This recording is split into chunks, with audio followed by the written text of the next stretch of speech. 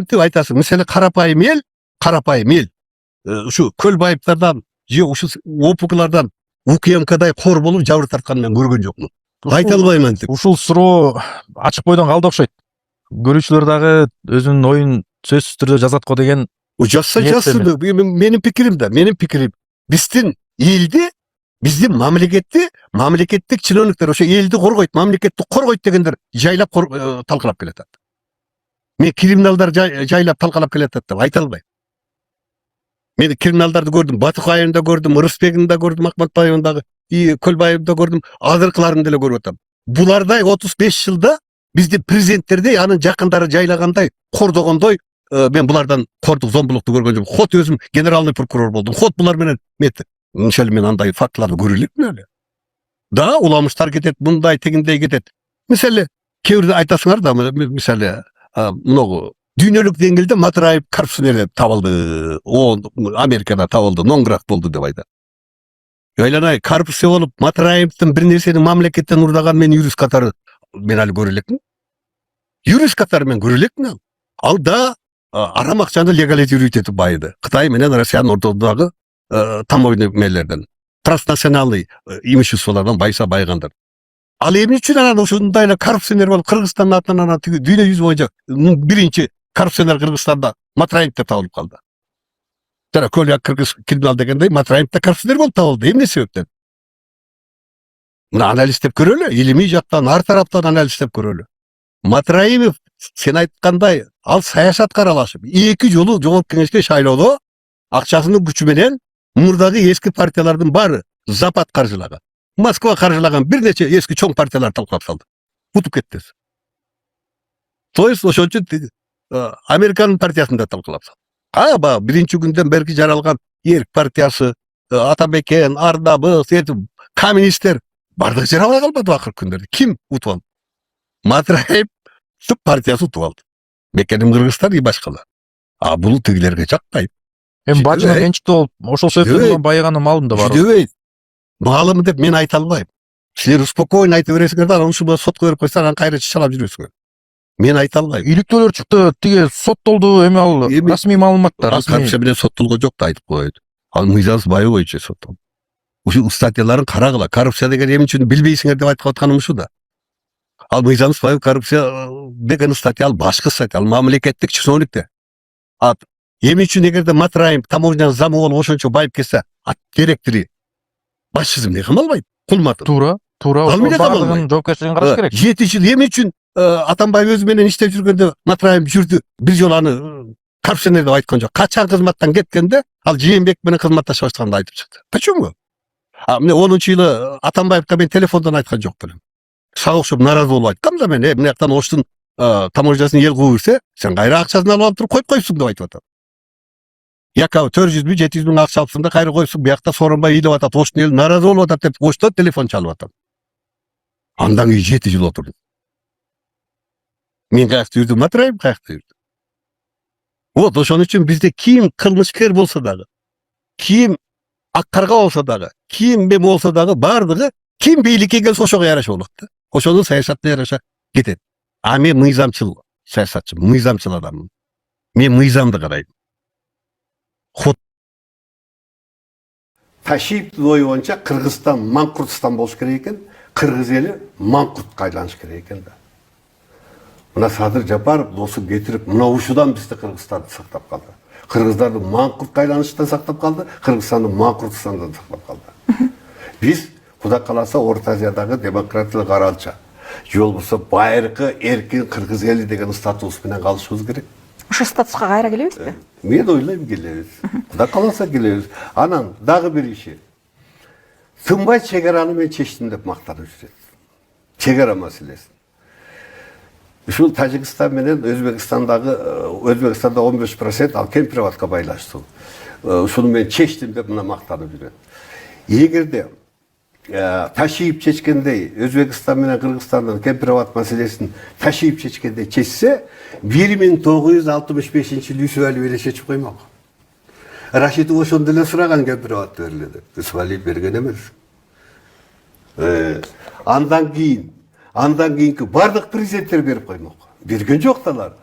Акырында Жээнбеков мен ушул жерде өскөм деп алып албой койду Мурзиевке. Атамбаев акыркы кол коюп келатканда Ташкентте Искандар деген завод эле мындай кылгандан кийин адагы ой кийин калтыралы деп кол койбой койгон.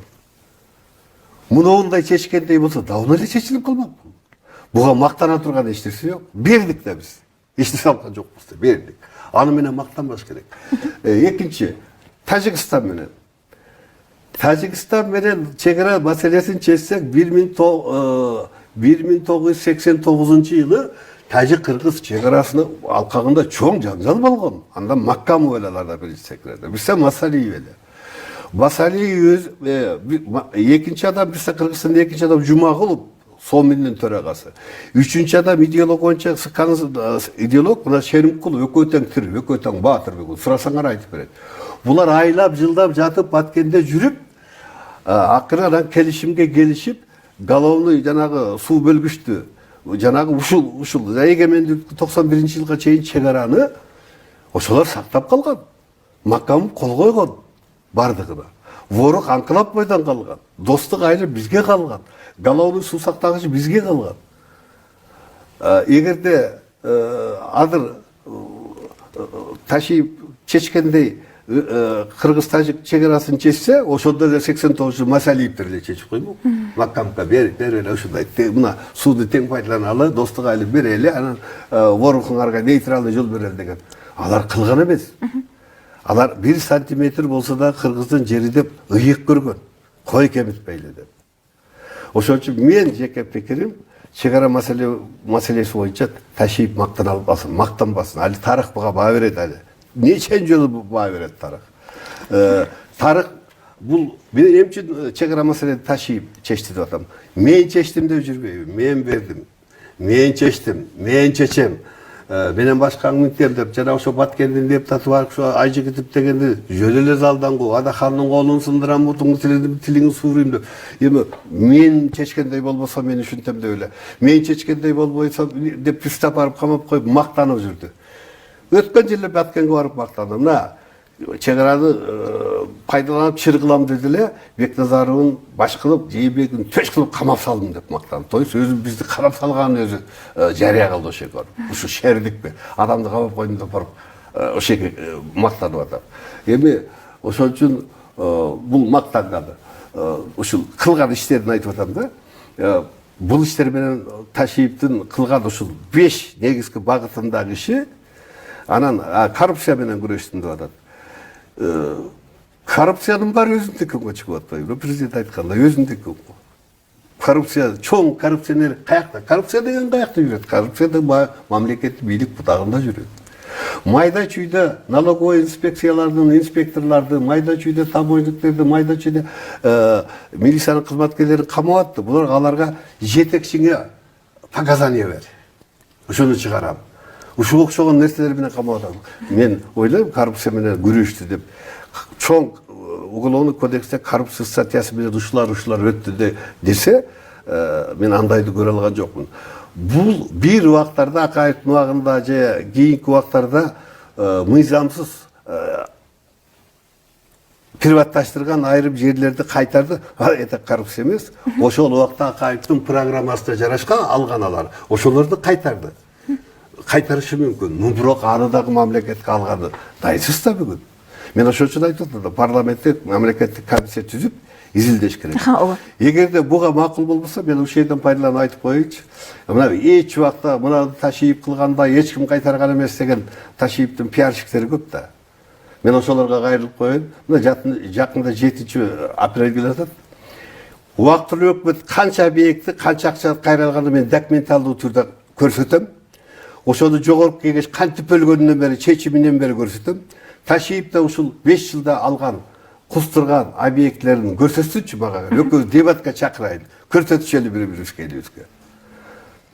Ташиевдин баатырлыгы, элдик генерал, анан баатыр тиги бул, анан бул дегени мен ачыгын айтып коеюн дагы. Бул кысканыч эмес. Мен өлкөмдү жакшы билем да. Мен өлкөмдү коргогон кишимин. Үй бүлөсүн да жакшы билем. Дээле жакшы көрөм. Ушунча мага алган азап тозогуна карабай, дээле жакшы көрөм. Жамандык, мен көргөн жамандыкты бул Кудай ага көрсөтпөй эле койсун. Бирок эл алдында ошолду жүздөгөн үй бүлөгө салганына эркекче генералдарча жооп берсин. Ошолордун ар биринен кечирим сурасын. Ошондо генерал болот. Ошондо элдик баатыр болот. Анан жанагы 200 пиарщиктердин акча төлөп коюп эле анан бул мындай кыйын, анан бул мындай титиретип койду, анан кылып кайтып койду, анан кустуртуп койду дегендер менен ал баатыр боло алат. Бүгүн жок алар. Кана ошолор? Кана? Титиретип койгон Ташиев. Кандай кошоматчылар убактылууда. Ошол үчүн алар жок. Мен ошол үчүн Ташиевдин 5 жылдык ишине 0 деген бар. 0. Эгер ошо 0 андай эмес десе, мен мына дебатка келсин, көрсөтөм.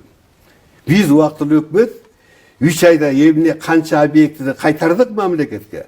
Ал 5 жылда эмнесин кайтарсын, көрөлү ошол жерде салыштырып элибиз көрсүн. Мен чакырам, келсин.